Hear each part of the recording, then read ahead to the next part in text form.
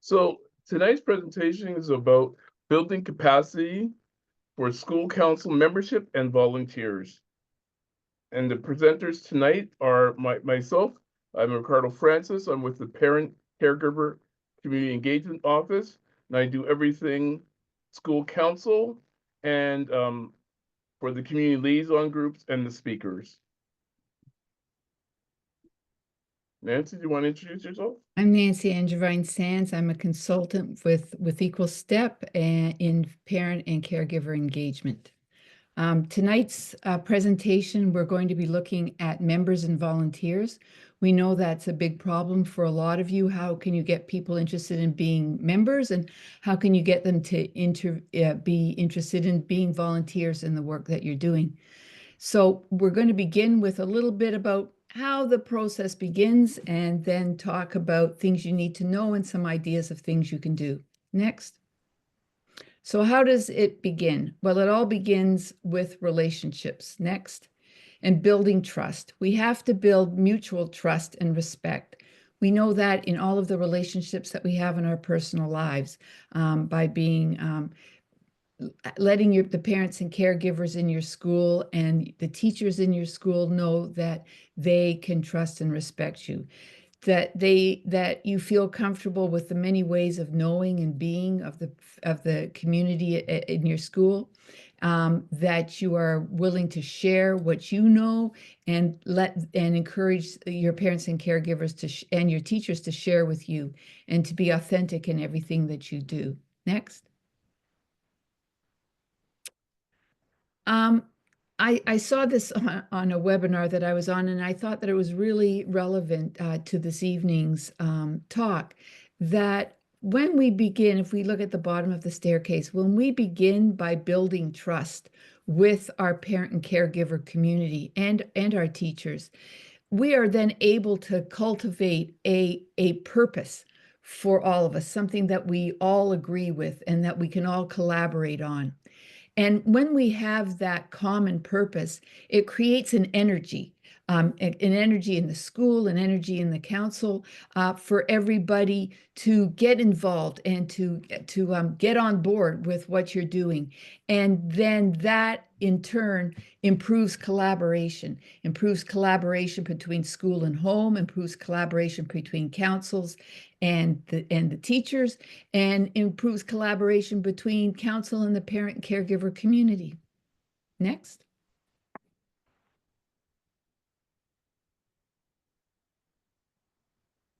Next. Okay.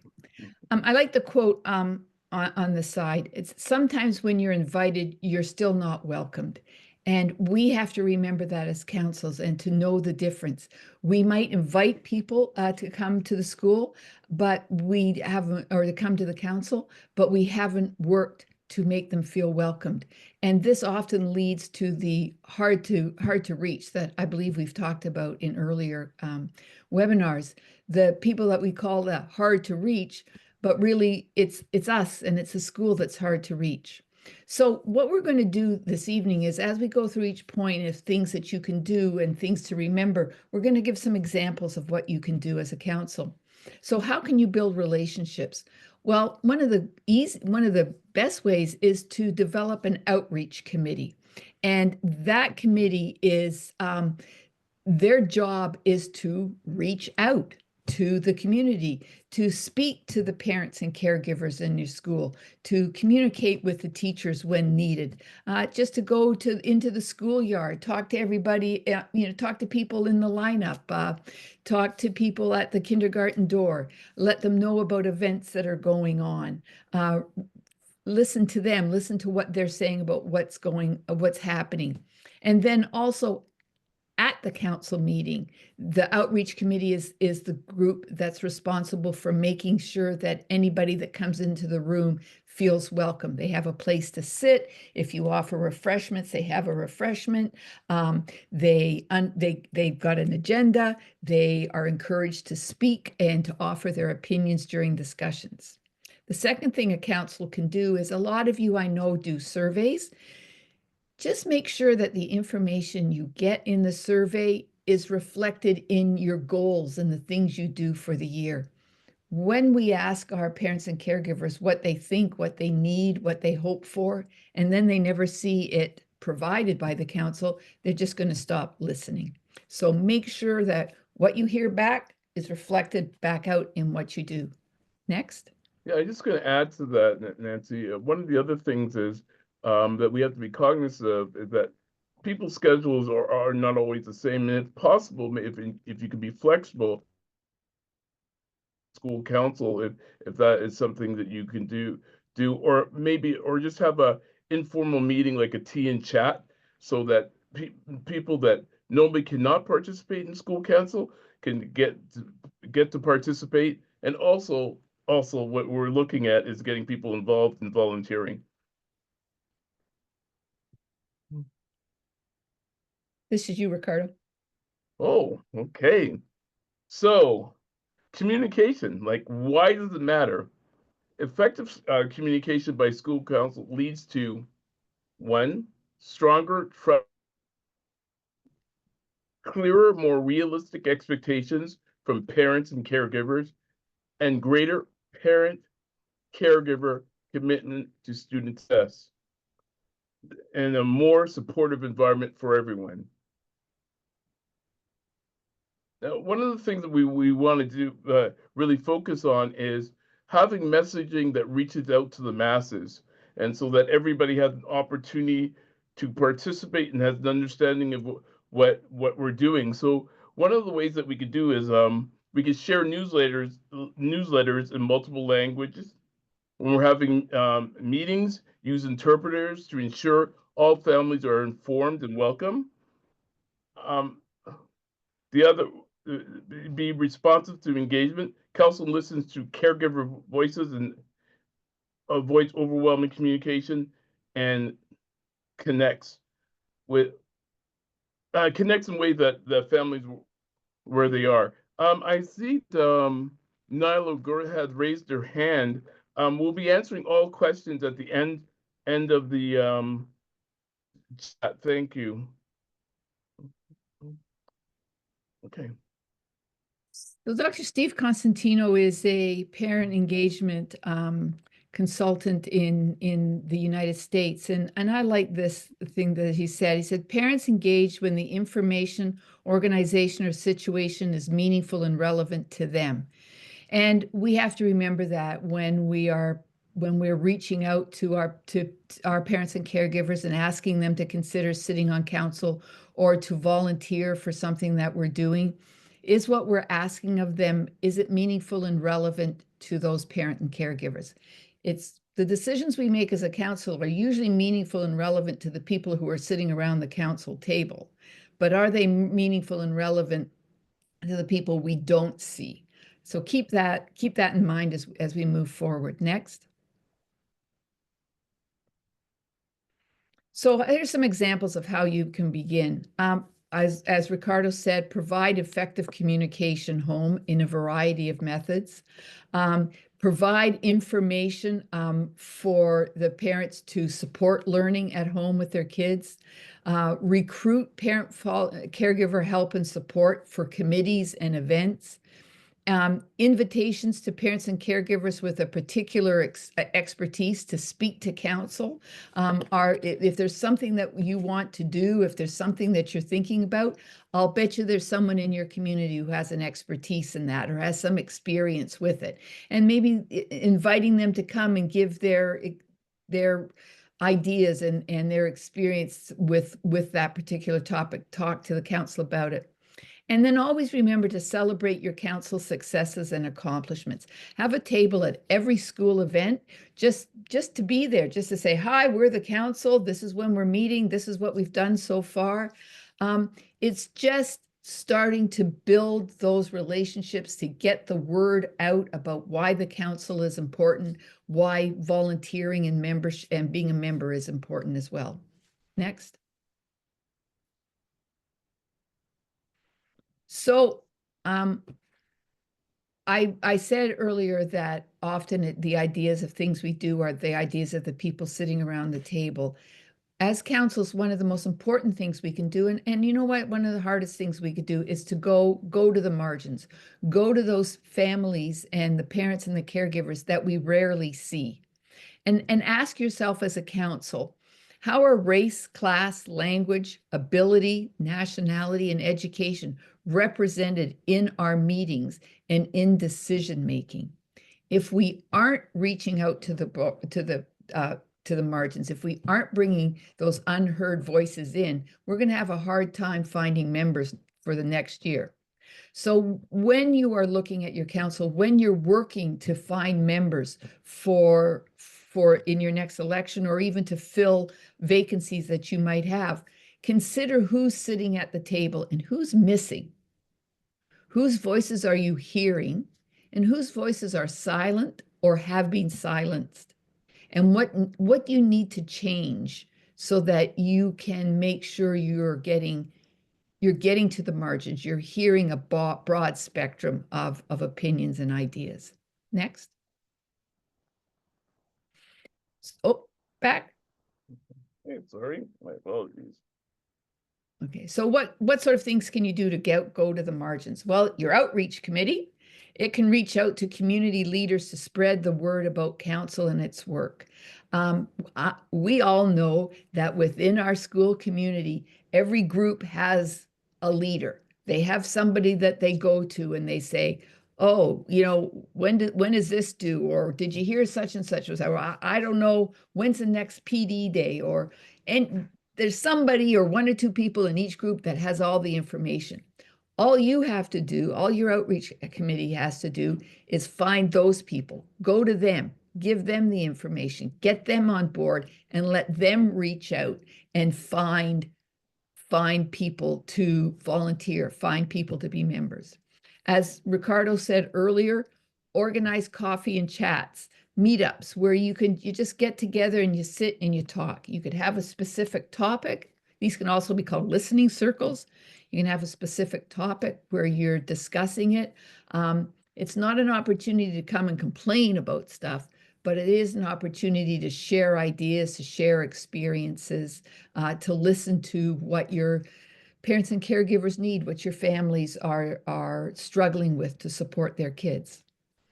And when the council should also become informed about the religious and cultural holidays celebrated by your community, and to seek input from those communities and how the council can support them on their religious and cultural holidays. Next. This is you. Okay.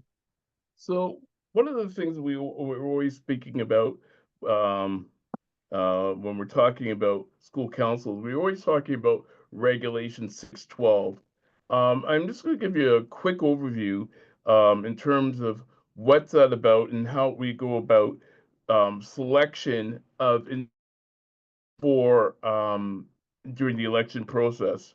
So first of all, the number of parents and caregivers is determined by your school council bylaws. Members are either elected or acclaimed. Vacancies can be filled at any point during the year. So if you're not able to get your full membership in the beginning, or somebody has to leave, you can um, have them have them not replaced, but you could bring other members into during the year. Nothing stopping you. The executive team is and their roles are clearly outlined in the bylaws, and they are elected by school council members. And one of the things I want to also point out here is that the chair has greater responsibilities than everyone else in the membership, but they're equally they're at the same level as everybody else in the membership, and they only have the same voting powers as anybody else in the membership. Okay, so we're talking further about our other members of the school council. And so you have teacher and non-teacher representative, and they can be more than one staff, but only one person in that group can vote. You also can have a community representative, and I really encourage school councils to get a community representative. And this agency or individual is selected by school council. And then there's also the student representatives. Now, in secondary, we must have a student rep, and then they're chosen by school council. But in the elementary, it's optional, and they're selected by the principal. The principal or their designate, because they could always get someone else to fill in for them during school council meetings. They're not a voting member, and a school council meeting cannot take place in their absence. Oh, we're still on elections. So so one of the things too about the elections is, how do we get people out? And so one of the things you can do is form an election committee, maybe in late spring, to support school council in their elections and encourage parent participation.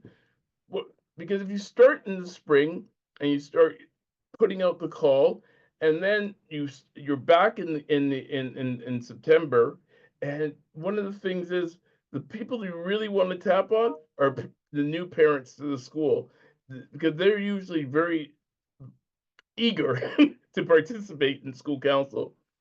And the other thing is, again, is to create that student connection, especially in the secondary schools. Okay, so when we talk a lot about school council and what the do's and don'ts about school council, but one of the things is also, a lot of people don't have an understanding of what a school council is. New members may not have an understanding of what the expectations are. So what you could provide is meaningful training for council members so they can understand what the roles and responsibilities are. I really suggest, especially for the chairs, that they have a clear understanding of Regulation 612 and their council bylaws, and share that information with school council. And recognize that the important role of school council is in supporting education and student success. There's other training opportunities like diversity training, which um, Nancy had spoke to earlier, in terms of being something to honor the families in your school. And the other thing is that I'm just going to say, do everything within your power and imagination to make all welcome.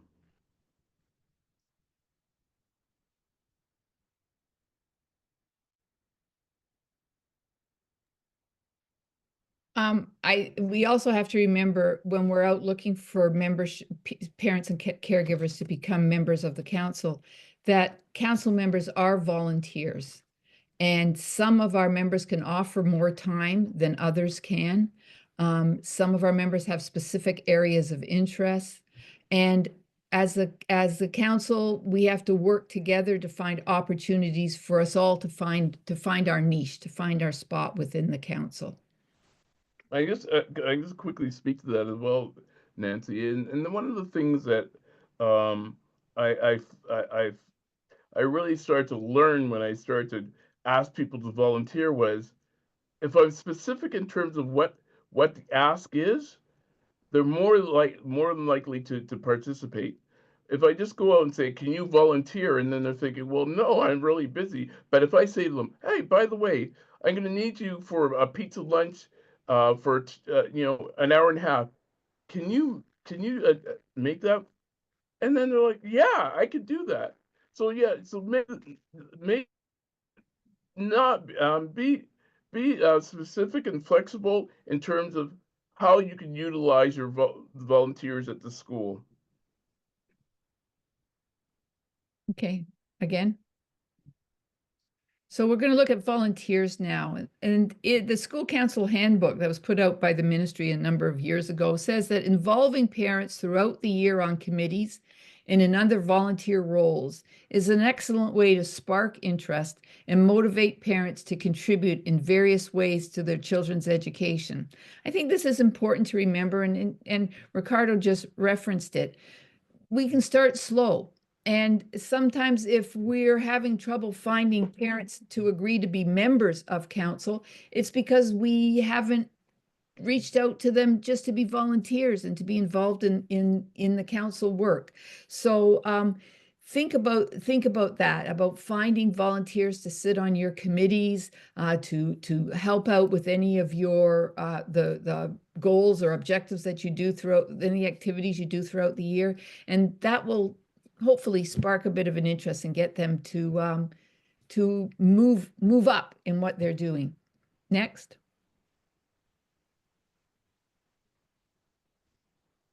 So volunteers are a good way for parents and caregivers to share their knowledge and ideas. As I mentioned earlier, that you can have them come in and if there's someone with a particular expertise to speak to council about something that council is considering, or if they have a specific expertise in something in an activity that you're doing, they could lead the way or chair a council. It's a good way to develop interest of your parent and caregiver community in the work of the council, to be more involved in council committees without necessarily sitting on council.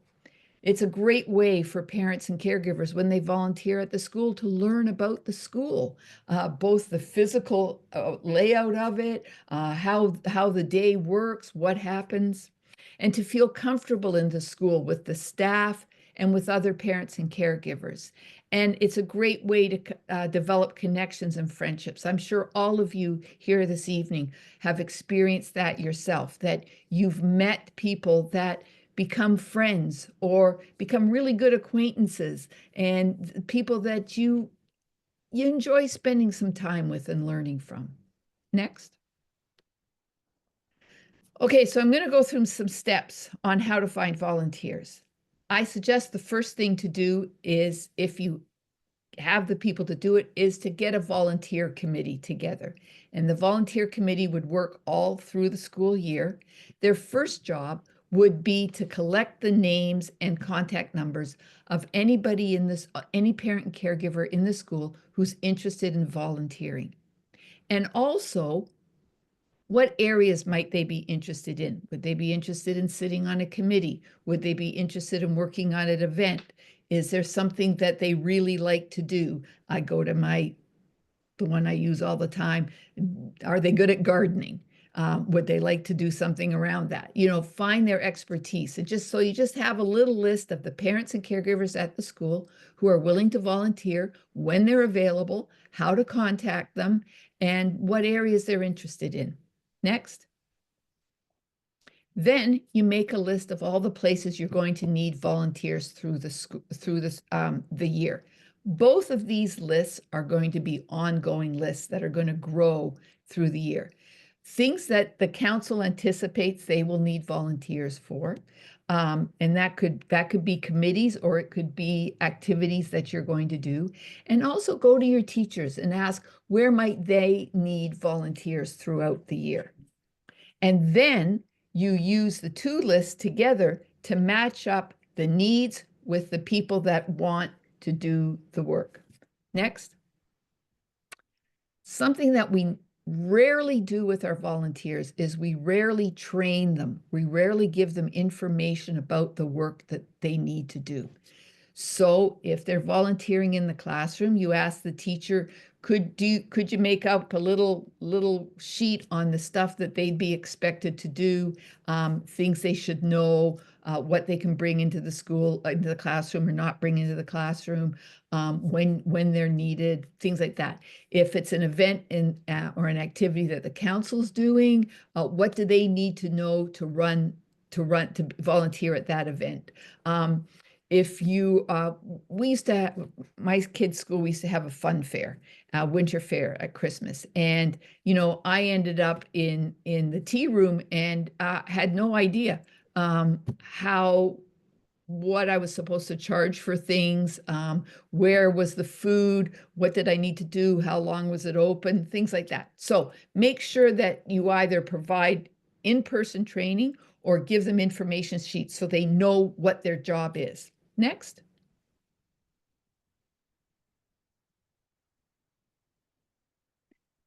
Check in on your volunteers. If it's an event like a fair, have somebody on the volunteer committee go around and check in with each of the volunteers. And you might have to do this a couple of times because they may be only working a 1-hour shift. How's things going? Is there anything you need? Are there any problems? If they're volunteering in the classroom, check in with them too. How's it going? You've been there a couple of weeks. Is it going okay? There may be things happening there that they don't understand or they're not happy with, and they don't want to say anything to the teacher. But if they can tell you and you can straighten it out, then it makes the experience much better for them and easier for them to handle. And then finally, last one is thank your volunteers. Whether you write them a note or just walk up to them in person and say, thanks, oh, thanks so much for doing that. That was so important to us. If it's an ongoing job, if they're sitting on a committee or doing something that's going for the teachers, that's going on for a couple months, thank them a couple of times and let them know that what they're doing is important to you. I know in our school, together with the teachers, we used to have a volunteer tea. Now, that's a bit of a chore, but it was nice. It was nice, but it's not something you have to do. Just saying thank you is enough. Next. And again, as we've said earlier, remember, everyone has their own comfort level. They may volunteer for something and realize, this doesn't work for me, or I'm not comfortable here. I need to come out. That's okay. That's okay. How can I make it better for you? Or would you like to volunteer somewhere else? Some are able to offer a lot of time. Some I can work for an hour at this, and that's all I can do. Some have specific interests of where they want to do. So find opportunities to take the volunteers that you have collected and find opportunities for them. And if it's a good opportunity the first time they volunteer, they will come back again and again. Next. And finally, I'd say a word about our fathers. Don't forget our fathers and our male caregivers. Too often, it's the moms that we go to or the female caregivers that we go to, and they're the ones that we see most often at our events. But we know from research that when fathers are engaged in their child's education, the child has an educational advantage.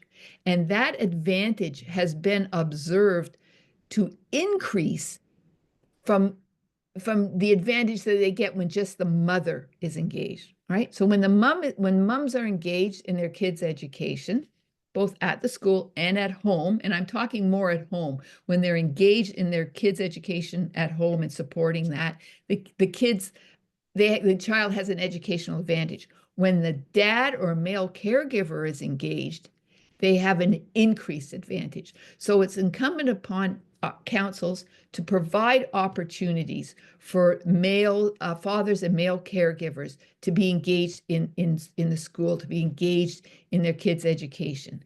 When we provide opportunities for them, it builds their confidence. They say, yeah, I can do this. Yeah, I was good at that. And they recognize their importance of their engagement. They recognize how important it is to their kids. And going back to what Dr. Constantino said, remember, when they're engaged in something that's meaningful and relevant to them, they will come back. Next. So what can we do to engage our dads? Oh, no, it didn't go forward. I'm sorry. My apologies. Okay. We can provide workshops for dads and male caregivers that center specifically on them, that teach the dads and male caregivers how to support learning at home. This is something we should be doing for all of our parents and caregivers, but we may need to do some specific ones for dads. And provide an opportunity through listening circles or coffee and chats for dads to share their skills and to share what they do with their kids at home, and to share that skill set with the other dads. Listening circles, coffee and chats, again, are an excellent opportunity for everybody to share their successes and their concerns.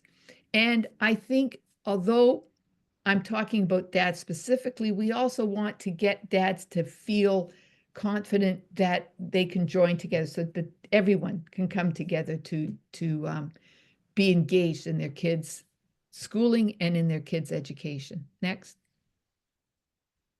So finally, what are the benefits for members and volunteers? For the parents and caregivers, it's an opportunity to share your skills and your knowledge. It's an opportunity to learn new skills and knowledge that you can, there's many things I learned that I then took out into the world and use there.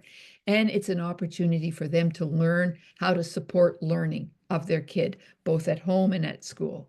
For the school council, it's an opportunity for the council to learn new skills, to learn new knowledge, to learn about new ways of being, and to build that supportive community that we need between school and home so that our kids, we can meet the mandate of councils, which you know is pupil achievement and making the system accountable to parents.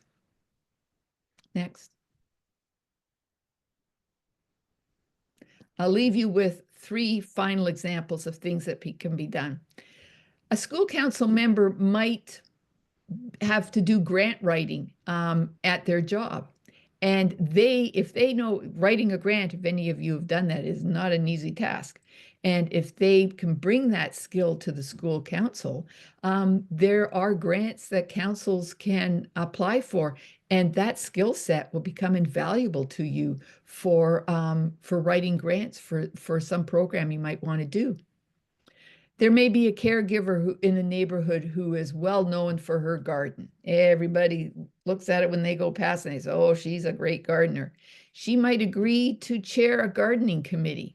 And together that committee can create, with teachers, can create a garden at the school, which will allow the teachers to bring learning out of the classroom and into nature and into the hands-on work.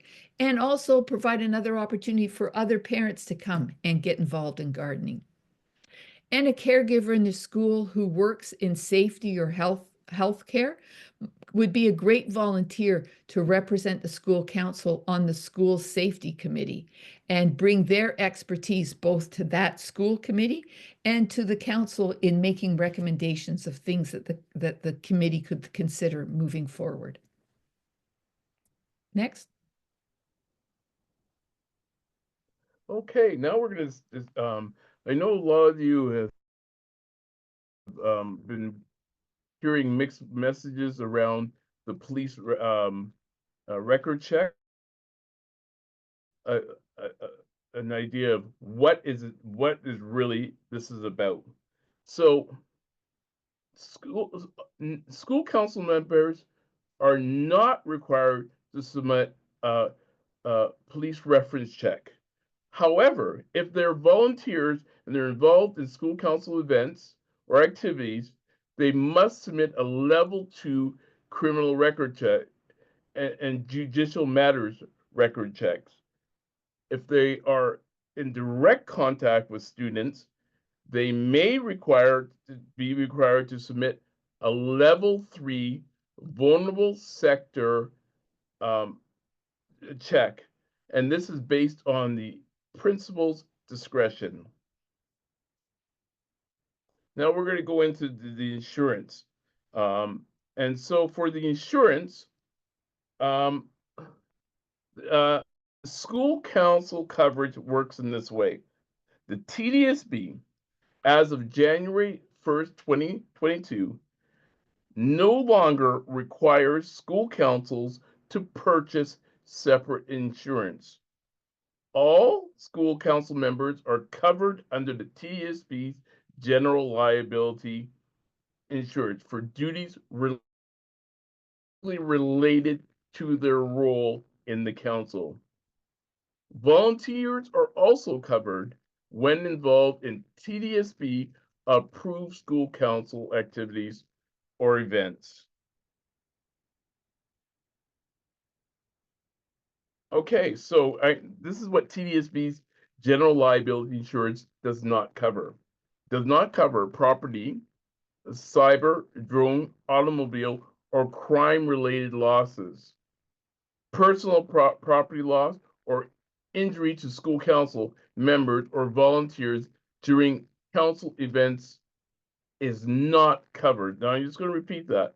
Property, cyber, drone, automobile, or crime-related losses are not covered by by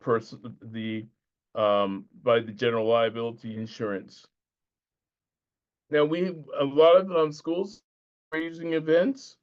You're having individuals come to the school, put up bouncy castles and that sort of thing, or so one of the things that you have to remember is that vendors must carry at least $5 million in liability insurance. TDSB must also be listed as an additional insured on the insurance certificate. And this protects students, staff, school council members, and the school during vendor services or events. Now we're moving towards the Q&A. We are going to stop the recording, and we'll just go to the Q&A and answer. I've got some of the questions. So someone said that they don't have money for coffee funds. Just a reminder that every school council gets $1.25